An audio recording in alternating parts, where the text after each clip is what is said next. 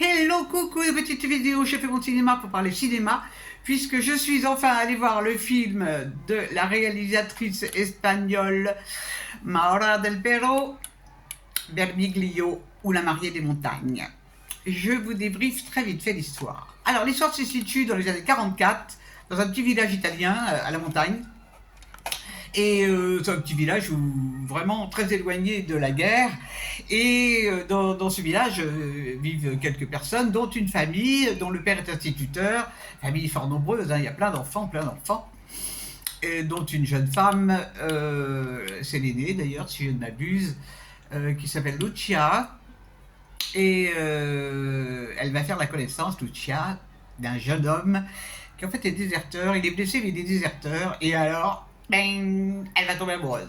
Et il va tomber amoureux. Et ils vont se marier. La belle histoire que voilà. Sauf que, ben, lui, à un certain moment, bon, elle attend très vite un bébé.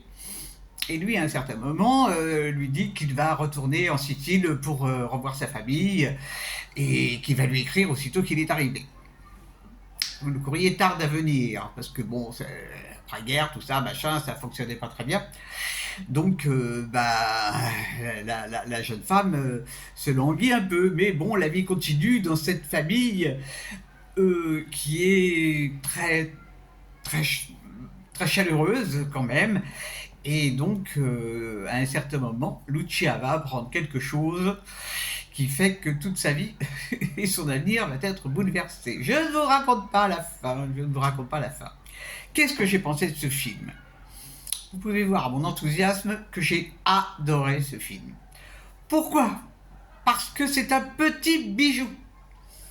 Cette saga familiale, alors déjà, ce qui m'a plu, c'est filmé d'une manière magnifique. Chaque image, de la première image à la dernière image, on se rince l'œil. C'est beau, mais c'est beau. On dirait des tableaux, c'est incroyable. Vraiment, même le fait de servir un bol de lait, c'est filmé de telle manière que c'est beau. Et puis, bon, il y a cette histoire d'amour, mais il n'y a pas que ça. Parce que dans le village, en fait, il y a deux grands hommes. Il y a le père donc de Lucia, qui est instituteur, monsieur aux cheveux blancs, et il y a le curé, qui est également monsieur aux cheveux blancs. Et ce sont les deux grandes personnalités du village. Le père enseigne aux enfants, bien sûr, et il enseigne aussi à des adultes le samedi. Et le père, il est quand même très particulier, bon, autoritaire, mais très à l'écoute, très décisionnaire, très amateur de musique. D'ailleurs, on entend beaucoup de musique, on entend du Schubert et puis on entend du Vivaldi. Et il explique la musique aux enfants.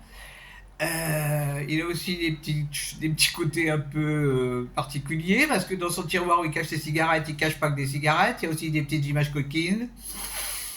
Alors on voit cette famille évoluer, on voit les relations entre la fratrie qui sont sensationnelles, parce que de voir ces mômes, alors ils dorment tous ils dorment à plusieurs dans un lit, et alors ils parlent, ils commentent plein de choses. Ah, qu'est-ce que c'est chouette, qu'est-ce que c'est chouette, qu'est-ce que c'est chouette, parce que c'est complètement, c'est vivant, même si ça se passe dans les années, et donc c'est sur plusieurs saisons bien sûr.